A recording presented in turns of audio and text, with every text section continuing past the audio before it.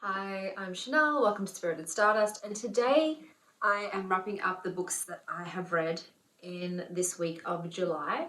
So this week I have read 12 books, 7 fiction, 4 graphic novel and 1 non-fiction. Sylvie. Sorry, one second. So I'm going to do what I've read the total for this month. Gotcha. So in July I have read a total of 42 books. I apologise if my makeup is ruined. I just saw Thor and I legit cried.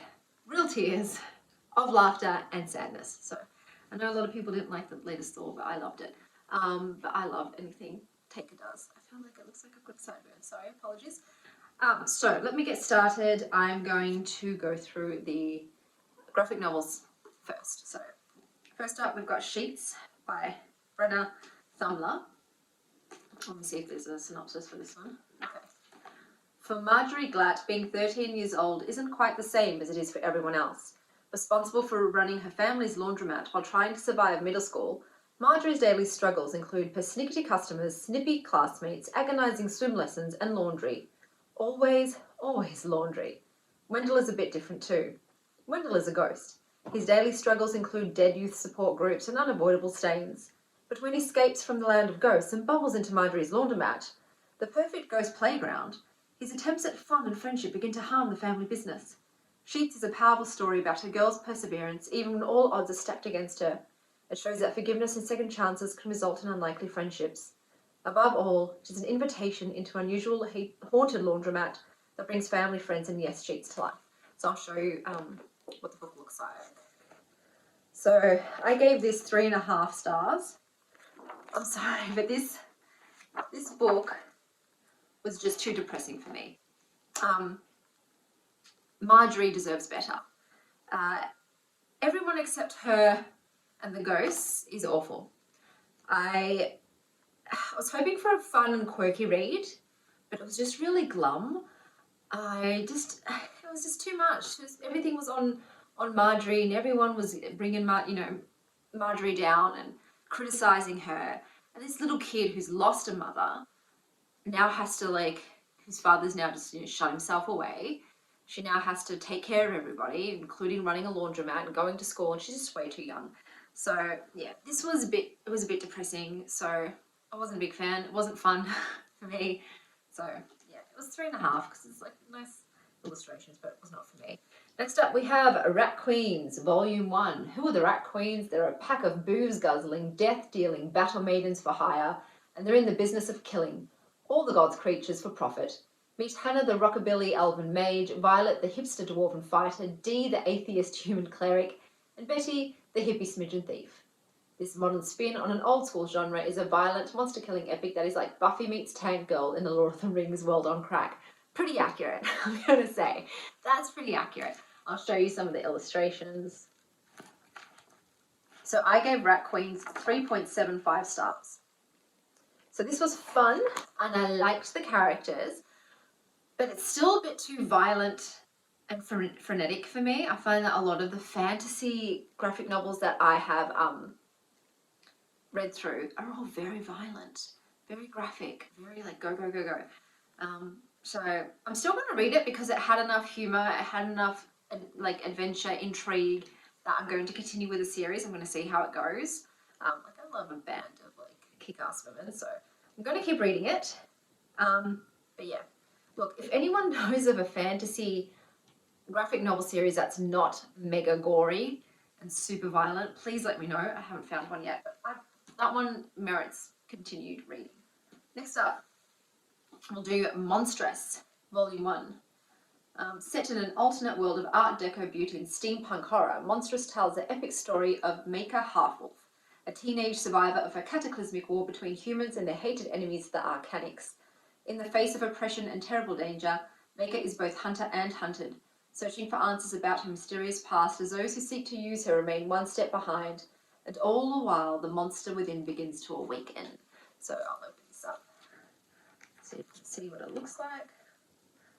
I gave this 4.25 stars, despite the graphic violence. So once again, I don't have a stomach for violence anymore, but this really intrigued me. I liked the characters, I liked the storyline, I'm interested to keep going, I like the illustrations. So despite the violence, I shall continue with this absolutely. This would be like a great book as well. Like if there's a graphic novel that could also be a great book, then it's something I'm definitely going to like. But yeah, this was 4.25 stars because I really, this is probably my favorite so far that I've read graphic novel. Yeah, we'll see how it progresses. Next up, The Wicked and the Divine. Every 90 years, 12 gods return. As young people, they are loved. They are hated. In 2 years, they are all dead. It's happening now. It's happening again. Gods are the ultimate pop stars, and pop stars are the ultimate gods. So I'll show you inside.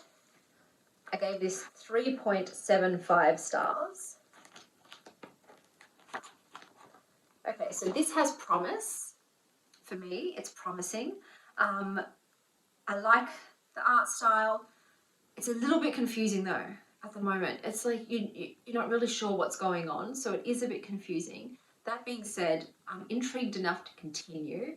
The premise is interesting. I'm not really captured by any of the characters yet. No one's really like got me interested. Maybe the Morrigan, but she's real confusing. So I'm going to continue with this one as well and see what the next one's like. So that's all of the graphic novels, and now I'm going to go onto the fiction. So we're going to start with the DNF, and I've got the collar bound. On a man marked by magic, a woman marked by her past. On the other side of the shadow pass, rebellion is brewing, and refugees have begun to trickle into the city at the edge of the world. Looming high on the cliff is the nest, a fortress full of mages who offer protection, but also embodying everything the rebellion is fighting against. A strict hierarchy based on magic abilities. I'm not going to read more. This was a DNF for me. So I'm no longer going to rate DNFs. I'm just going to keep them unrated. But I just did not care about anything. I didn't care about the characters. I actually did not like the writing style. I found it very confusing. I know I say confusing a lot, but it's very muddled. I didn't like the writing style. And I didn't like the characters. And I didn't care about the story. I gave it 50 pages. I always give books 50 pages to grab my interest, and otherwise it's like no. So this was like, no, not for me. Not for me. Next up, we've got The Stardust Thief. Okay, neither here nor there, but long ago, Luli al-Nazari is the midnight merchant, a criminal who, with the help of her jinn bodyguard, hunts and sells illegal magic. When she saves the life of a cowardly prince, she draws the attention of his powerful father, the Sultan, who blackmails her into finding an ancient lamp that has the power to revive the barren land, at the cost of sacrificing all jinn. With no choice but to obey or be executed, Luli journeys with the Sultan's oldest son and one of his infamous 40 thieves to find the artifact. They must survive ghoul attacks, outwit a vengeful jinn queen, and confront a malicious killer from Luli's past. In a world where story is reality and illusion is truth, Luli will discover that everything, her enemy, her magic, even her own past, is not what it seems. Now she must decide who she will become. So I gave this 4 stars. I'm going to start by saying immediately, this reminded me so much of the Daevabad series by S.A. Chakraborty. Very eerily similar. I know that they're set on similar mythology, but this was just too much like that. It was hard for me to see it as a separate book because of that. That being said, it was okay. I liked the main character, Luli. She was alright. I really liked Kadir. I don't know how you pronounce that, Qadir, her jinn bodyguard. He's very interesting. I want to learn more about him. But I didn't really care for anyone else, especially the princes, except for Hakim. Out of all the princes, Hakim is probably the only one that I'm like, I wouldn't mind hearing more about Hakim. So yeah, it's okay, but it's just so much like that other series that I just feel like it's deja vu. So, am I going to continue reading? I don't know. Maybe. It depends what else is out, I guess. But I could probably give it another shot. Okay, next up, I'm going to group these all together because I read them all and it's a series ending. So we've got Age of Legend, Age of Death, and Age of Empire in Michael J. Sullivan's series. So I read all 3, the last 3. I can't say much about it here. There's a lot I want to talk about. I have to save it for the spoiler section. I gave them all pretty much 4 stars each. Yeah, okay, so it ended a certain way. Like I said, I can't talk about it. I still enjoyed reading the whole series as a whole. It was an enjoyable read. Will I continue in that world of his? No, I don't have any interest in the ones that he's got out right now, for some reasons. But I'll talk about that later. Next up, we have Paladin's Grace, The Saint of Steel by T. Kingfisher. Stephen's god died on the longest day of the year. 3 years later, Stephen is a broken paladin, living only for the chance to be useful before he dies. But all that changes when he encounters a fugitive named Grace in an alley and witnesses an assassination attempt gone wrong. Now the pair must navigate a web of treachery, beset on all sides by spies and poisoners, while a cryptic killer stalks one step behind. So I gave this 4 stars. I can't believe this is the same author as Nettle and Bone. It's such a different vibe. Not only the story, but the writing, the feeling, very, very different. I would not have thought for a second that, so I'm just going to fluff up my hair, this was the same author as Nettle and Bone. Now I've got crazy hair. Sorry. Yeah. So this was fun. It was like a mystery with likable characters, some romance and hijinks. It was entertaining. I have to look at my notes because I've read so many books this week. I can't, now that I know the author is capable of some steam, I wish Nettlebone had had more of that, because this was quite raunchy. I liked it. It was very cute. This was actually a very cute book, to be honest. That's also something. So I really wanted more of the magical aspects, though. I felt this was more like a murder mystery with just like a hint of magic. But that being said, what happens at the end makes you think that maybe the other books will have more of a magical element in it. I can't talk about it much here. The main question I have is like, Marguerite, who is you? So she's very intriguing. I want to know more, like, what is going on. So you don't really know what's going on. It's a lot of like kept in the dark. But yeah, it was very enjoyable. I will read the next one, see how it continues. It's decent. It's fun. Next up, we have The Highwayman, Victorian Rebels by Kerrigan Byrne. I gave this 3 stars. They're rebels, scoundrels and blackguards, dark dashing men on the wrong side of the law, but for the women who love them, a hint of danger only makes the heart beat faster. I'm not going to read more about it because, like I said, I gave it 3 stars. Yeah, so I wanted to try some romance. I thought, I tried it when I was younger and I didn't like it. Just the writing wasn't good enough, the story wasn't good enough. I'm a slow burn person. I don't want to get right into like banging and that sort of thing, and it has to be some plot, some character development. But I thought I'd give it a try. I heard about this one. This was not for me. So I'm already like, one thing I really hate is when there's a male and he's taken a female hostage and they really don't know each other, and then he sort of forces her to be naked around him. I hate that. I don't find it sexy. It's assault vibes to me. Like, she doesn't know this person. She's terrified of this person. And he's just like, well, I'm going to come in while you're bathing and just gawk at you in the water. I don't like it.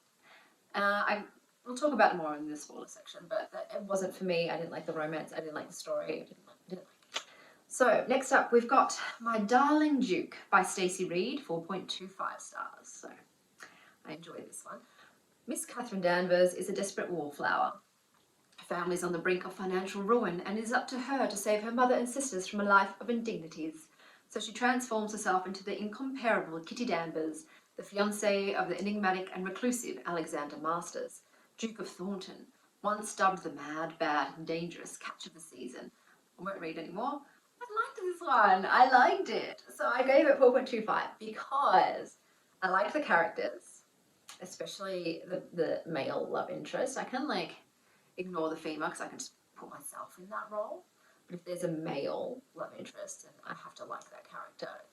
Like I said, main female protagonist, I can just put myself in the role. But this guy, yeah, he had the right level of like cheekiness. It's quite cheeky. It's very saucy. I like how it was written. It's not that smutty, I'm going to be honest with you.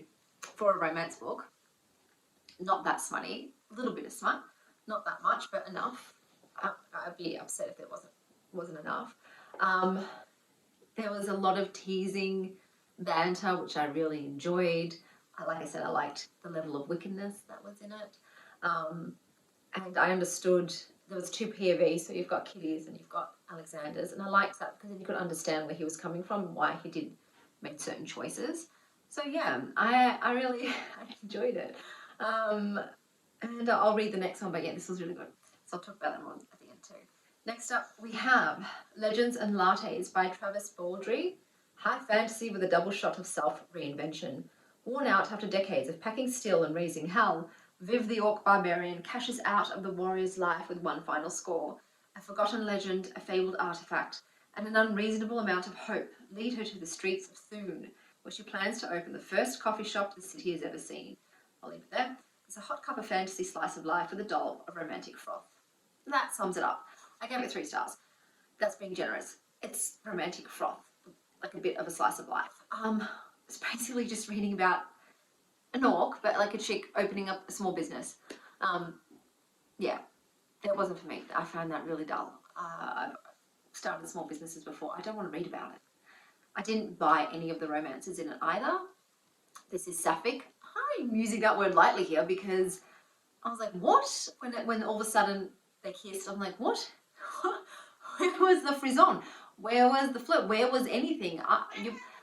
Yeah, there's a friend vibe between you two, but nothing else. But all of a sudden you're making out. Like, when? Since when? So, hey Sylvie, I didn't like it. It wasn't anything for me. I was also expecting more explanations about certain things. Hi, sweetie.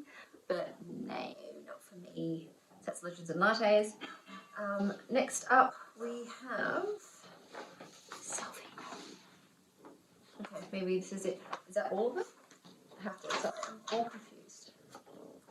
Yeah, I think that's all of them. I've printed a page twice. So the last book I read was a nonfiction called A Simpler Life, A Guide to Greater Serenity, Ease and Clarity.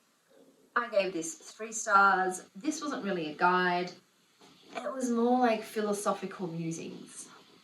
So, yeah, it was not what I was expecting, and I didn't really agree with all of their philosophical musings. It was almost like, why go outside and do stuff when you can stay in your own head and self-analyze and be introspective and... Oh, here it is. Simple life. The modern world can be complicated and noisy place, filled with too many options, products and ideas. That explains why what many of us long for is simplicity, a life that can be more pared down, peaceful and focused on the essentials. This book is a guide to the simple lives we crave and deserve. No, it's not a guide. It takes a psychological approach, okay, considering how we might achieve simplicity across a range of areas, our relationships, social lives, work routines. But not really. Like I said, this was very coloured. It's by the School of Life, so not like a singular author. I don't even know where this fits. It's not a guide. And I didn't really get a lot from it. I'm trying to I've been a hermit most of my life. I want to try and find simplicity in my life, but also with forming connections with my external world and relationships. Cats and paper, am I right? So yeah, that wasn't for me. Hello. I'm going to just go to the spoiler section. I haven't done a kids' corner today because it's just too many books and I'm having trouble keeping track of all the books I've read this week. I had to actually stop myself from reading more because I thought 12 is already enough. But I'm going to go to the spoiler section, so if you don't want to see the spoilers, hear the spoilers.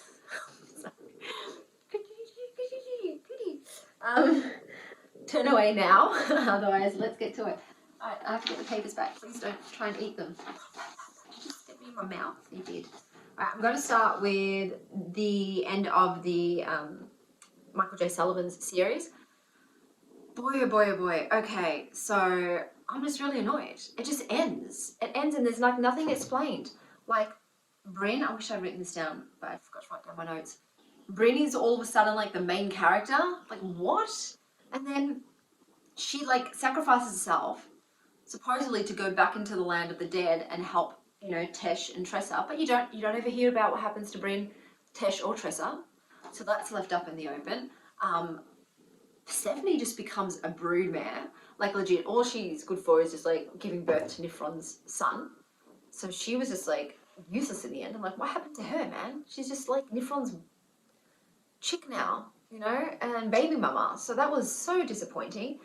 Malcolm, you find out like, you know, he's one of the children and he committed these atrocities and he's trying to like make amends, but some of his siblings are just like not having it, and fair enough.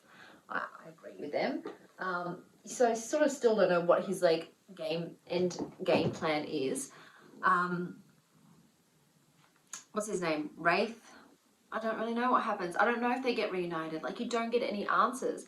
I know that Moore and not Moore, I call her Moore. Moya and Tection come back and have a child. Great, good for them. But I don't know. It was just such a lackluster ending. Like, I still don't care about Moore Yundul, whatever that prince's name is, but he lives. But I'm like, for what purpose? Why is he left to live? I don't know. Suri and Mina. So yes, thank God Mina's alive. I love that plot twist with her being like the protector of the, I've forgotten the name already. But that was awesome. I'm so glad she's back with Suri. Suri needed something. Oh my God, Arian. So she's there in, you know, one of the Heaven Rel. I can't remember which one it's called. And so she greets them all. Then I thought, oh, she's probably going to go with them on the quest, right? Like she's going to, no. Yeah. It was just, I don't know. It just felt, a lot of it was just real dumb. And like, what was the point of it? What was the point of it? That's a lot of the thing. It's just like, I didn't know, like, why did this happen this way? There's no explanation for it. So, yeah. I was a bit disappointed. I'm like, after all that, after like, was it 6 books? Not to have questions answered, but I think like he continues in that world with other books and you sort of like hear about stuff through them, but it's not with these like little characters, I don't think. But I'm not going to read them because I'm just so annoyed at how this ended. There was too many answers. I mean, too many questions left unanswered. And yeah, it was just a letdown after all that time. So that's how that ended. I read it at the start of the week, which is why I don't remember. Then we've got Paladin's Grace. So like I said, that was not bad. Like I said, it's a bit sweet. Excuse me, I'm burping stuff up. That was okay. I've got nothing really to say about that. I'll see how it goes on with the next one. Thanks, babe. Except obviously Marguerite. So she did help. I forgot her name in the end, but then it's like she's some kind of spy, something or other. We don't really know like her motivations, who she works for, that sort of thing.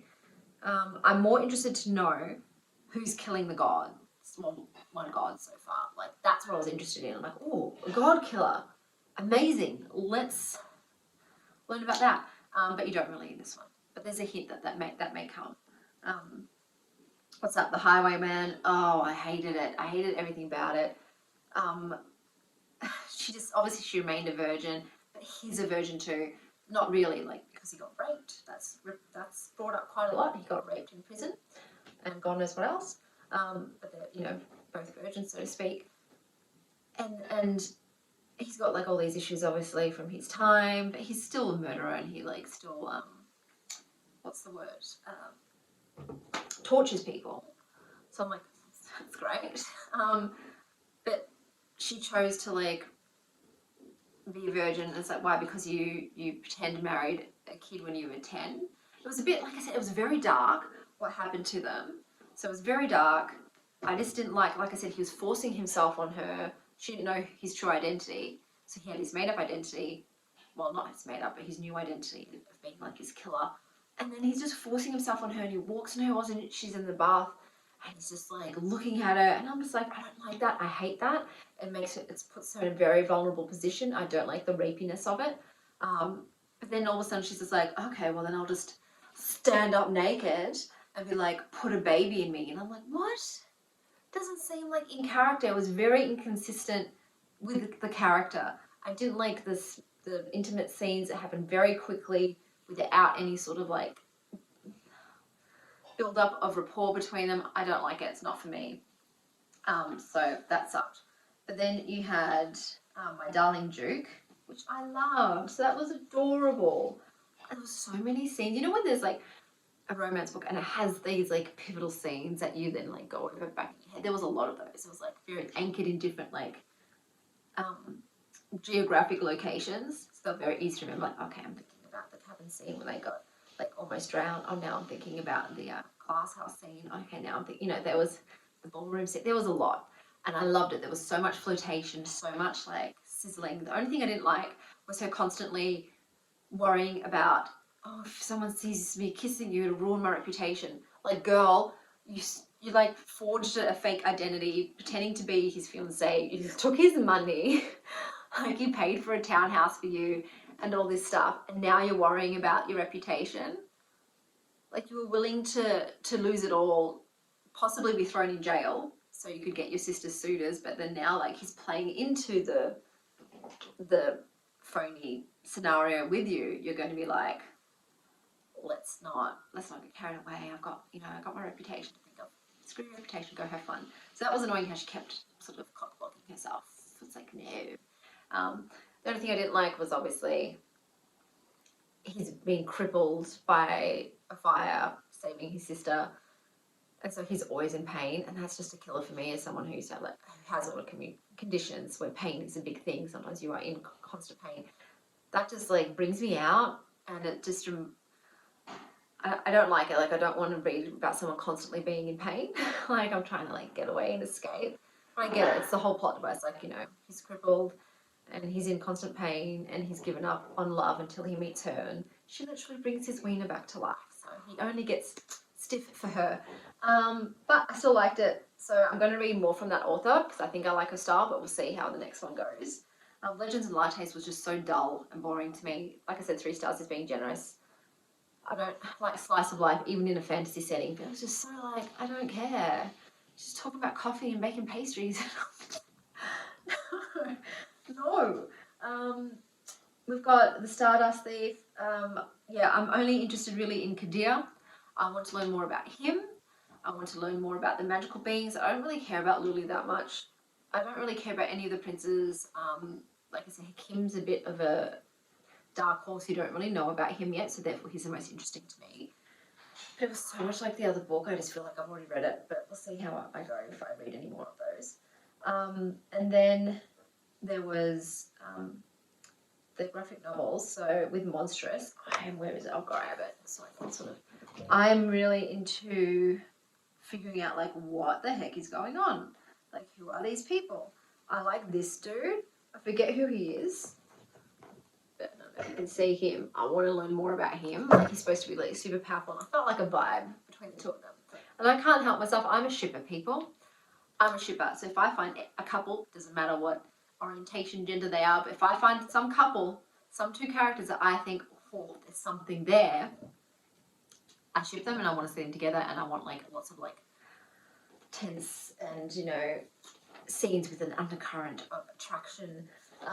So I hope that continues. I would like to see some romance. I don't think I'm going to see romance in this. I think I'm being a bit ridiculous thinking that there's going to be romance in this. Maybe there will be. Probably not. But yeah, it was cool. It felt like a fantasy novel. I feel like there's more books that I've read, but I didn't print out my thing properly. I'm just going to count 2, 3, 4, 5, 6, 8, 9. Okay, no, I've talked about everything. I think it's because I read the 3 Age of Empires sort of books, bang, bang, bang, one after the other. They all merged into one. But yeah, so that's what I read. I found some new authors to try out, so that's exciting. I'm always excited for that. Like I said, anybody's got any recommendations of fantasy graphic novels that aren't very, very violent or horrific, please let me know. If you've got a recommendation for a romance author too. So I'm thinking with romance, I like fantasy. That's definitely good. And if you're going to say Sarah J. Maas, I've read her, but I know she's not an actual romance author. But I'm happy to have like a really great fantasy series that just happens to have some adult romance in it. That's my favourite, not solely focused on romance. It's like just a great series that happens to have some adult scenes in it. some great character relationships. So if you know any of those, hit me with them. But in terms of like traditional romance, I don't like I don't want to read contemporary. I don't like contemporary anything. And I don't like just straight smut. I'm a slow burn person, especially love enemies to lovers. That is my favourite. And I guess if I had to pick like a genre that's not fantasy or paranormal, I'd probably say historical, because I don't mind that whole like Duke and Duchess thing, as long as it's not too prim and proper. But yeah, I don't really quite know. I'm just dipping my toes into the romance genre. So yeah, I'm always open to recommendations. But that's everything that I've read for this month. So 42 books is pretty decent. I think I'm going to try and slow down a bit though, because I get trying to remember all of my feelings about 12 books in 1 week. I obviously just don't have the mental capacity for that anymore. So I might try and slow myself down, to a more manageable number, so I can really delve into talking about those books in particular. But I hope you have a glorious morning, afternoon, or evening wherever you are. And as always, stay wild, stay child.